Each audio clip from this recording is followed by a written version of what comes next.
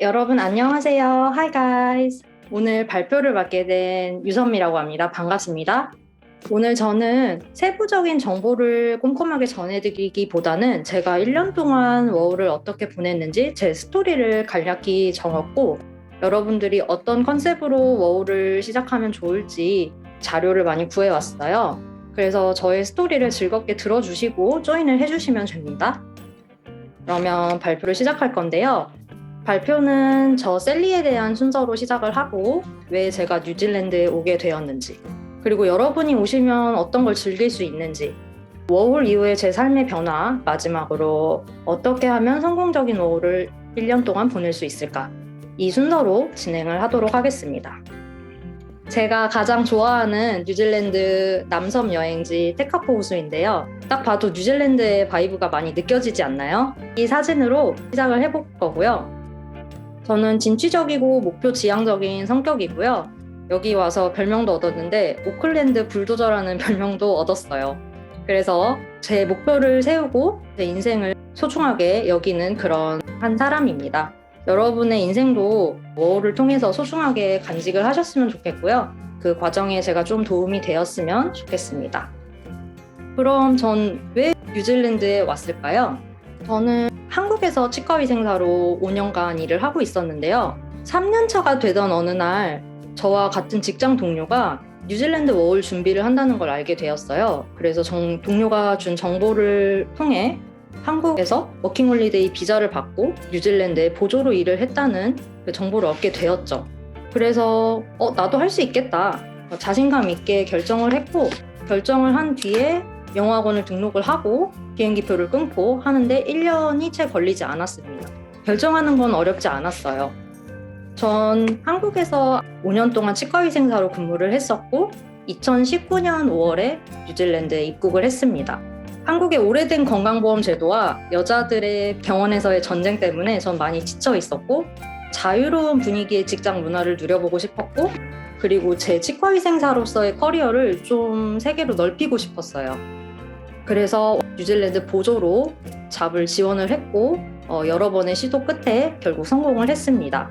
2020년도 코로나가 터지기 시작하면서 비자가 자동으로 연장이 되고 좀 더 뉴질랜드에 있기로 마음을 먹은 뒤 취업 비자를 3년간 받게 되었는데요. 지금은 같이 일하는 치과 원장님께서 지원을 해주셔서 영주권 승인을 대기 중입니다. 또 다른 목표는 현지인과 영어로 꾸준히 소통을 하고 싶다는 열망이 컸어요. 제가 전문직이고 하다 보니 영어를 잘하겠지. 저분은 원래 처음부터 영어를 잘하셨을 거야 라고 생각하시는 분들이 많은데 전 오늘 여러분들께 제 스토리를 들려드리고 동기부여를 해드리려고 온 거지 자신감을 잃게 해드리려고 한 건 아니기 때문에 제 영어가 굉장히 왕초 보였다는 걸 먼저 말씀드리고 싶어요. 그래서 영어를 더 업그레이드 하겠다는 욕심이 컸고요. 제 사진 보면 아시겠지만 여기 네 번째 사진에 헨리와 그냥 놀 정도의 왕초보 수준의 영어였다는 거를 말씀드리고 싶습니다. 그렇지만 열심히 한국에서 뉴질랜드를 오기 위해 오전 9시 치과 진료 시작 전에 7시 직장인 반에 가서 매일 1시간 동안 영어회화 수업을 들었고 그 다음에 뉴질랜드에 와서는 현지인들과 많이 부대끼면서 최대한 영어를 듣고 말하고 기회를 만들려고 노력을 많이 했어요. 그만큼 노력을 했으니 지금은 보통의 영어 구사자라는 아카데미 IELTS 6.0을 받았겠죠? 조금 더 유창한 스피커가 되는 게 제 목표입니다. 그리고 이제 나머지 목표는 당연히 뉴질랜드 생활을 즐기는 거겠죠. 여행도 하고 문화도 즐기고 언어도 느끼고 한국과 다른 사람들과 문화가 있어요. 그래서 한국에 없는 거라면 뭐든지 다 보고 느끼고 경험을 하겠다는 욕심이 있었습니다. 이 세 가지를 다 이뤘냐고요? 전 다 이뤘습니다. 제 성격이 진취적이고 목표 지향적이라고 말씀드렸잖아요. 여러분도 목표를 한두 가지는 꼭 세워주시고 그 한두 가지 목표에 집중하는 1년을 보내시면 나머지 목표는 이 남은 시간에 이루실 수가 있어요.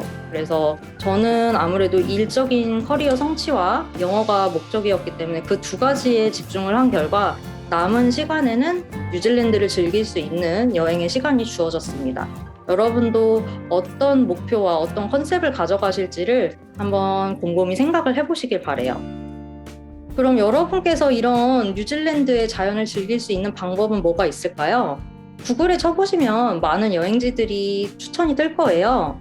하지만 전 큰 세 가지 가닥을 잡아왔고요. 여러분께서 원하는 여행지 한두 가지 정도 설정을 하신 다음에 그 외의 것은 친구들과 어울리면서 새로운 곳도 가보고 하시면 좋겠습니다.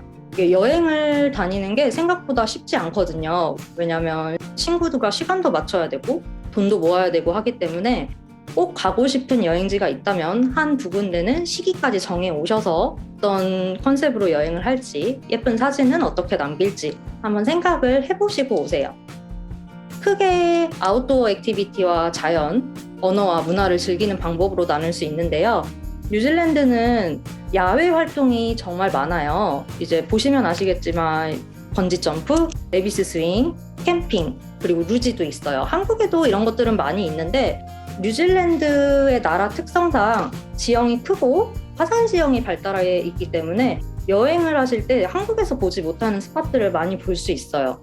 그래서 여러분의 앨범이 굉장히 아름다운 풍경 사진으로 채워질 거고요. 이 자연과 함께하는 액티비티의 참맛을 느껴보시면 좋겠습니다. 그럼 뉴질랜드의 자연 어디를 가야 되나요? 이건 정말 답이 없는 질문인데요. 왜냐하면 저도 아직 못 가본 곳이 너무 많거든요. 하지만 제가 가본 곳 중에서 베스트만 추려왔는데 해, 산, 바다 두 가지로 나눠서 말씀을 드리고 싶어요. 어디가 더 좋냐라고 했을 때 전 산을 더 좋아하지만 바다도 굉장히 좋습니다. 왜냐하면 뉴질랜드 사람들의 문화는 자연을 굉장히 깨끗하게 보존을 하기 때문에 여름에 해변에 가셔도 한국의 시끌벅적하고 휴가철에 지저분한 그런 바다가 아니고 자기가 가져온 음식이나 이런 것들을 깨끗이 수거를 해가세요. 그래서 굉장히 깨끗한 바다에서 여름을 마음껏 즐길 수 있고요. 또 한 가지 메리트는 영화나 이런 곳에서 보셨을 텐데 한여름의 크리스마스를 비키니를 입고 즐길 수가 있습니다. 그런 거 월 오셨을 때 꼭 해보셨으면 좋겠어요. 그리고 등산을 꼭 해보셔라. 근데 낮은 산 등산하지 마시고 이렇게 통가리로나 타라나키 하이킹처럼 큰 하이킹을 꼭 해보셔서 성취감을 맛보시길 바랍니다. 이 산을 정상을 찍었을 때 난 뭐든지 할 수 있다는 자신감이 생기고요. 갔다 온 친구들과 추억도 쌓이고 이렇게 예쁜 사진도 남길 수 있어요. 한국 사람한테 먹을 거 빼놓으면 너무 섭섭하지 않나요? 뉴질랜드 오셔서 의외로 즐기실 수 있는 건 아시안 음식이에요. 다양한 국가와 다양한 민족이 살기 때문에 그만큼 다양한 나라의 음식이 있고 그에 따라서 그 나라에 맞는 음식을 여러 가지 선택해서 즐길 수 있는 옵션도 많이 있습니다. 제가 추천하는 건 마라탕이에요. 다들 좋아하실 것 같은데 뉴질랜드식이 조금 더 진한 맛이 난다고 먼저 한국에 가신 언니들이 조언을 해주었거든요. 오셔서 꼭 드셔보시고 키들이 먹는 음식도 당연히 먹어보면서 문화를 느끼면 좋겠죠? 친구들하고 주말에는 신나게 음식도 드시고 여행도 다니시면서 즐기시길 바래요.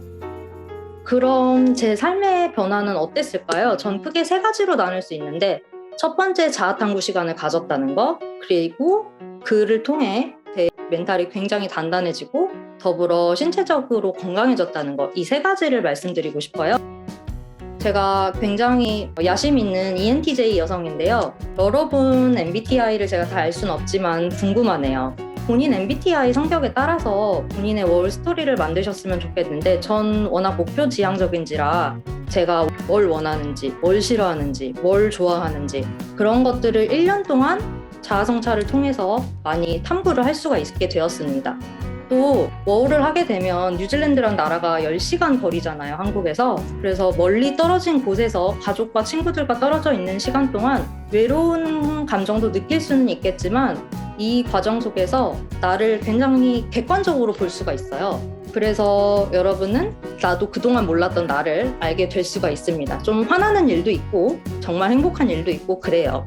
그래서 이런 과정을 통해서 정신적으로 많이 성숙해지고 제가 아까 산을 굉장히 추천드렸는데 산을 너무 많이 타다 보니 건강하게 살다 보니 굉장히 건강해졌어요. 정말 키위 남자애들도 놀랄 정도로 제가 산을 잘 타서 왜 이렇게 건강하냐고 칭찬을 많이 해줬었거든요.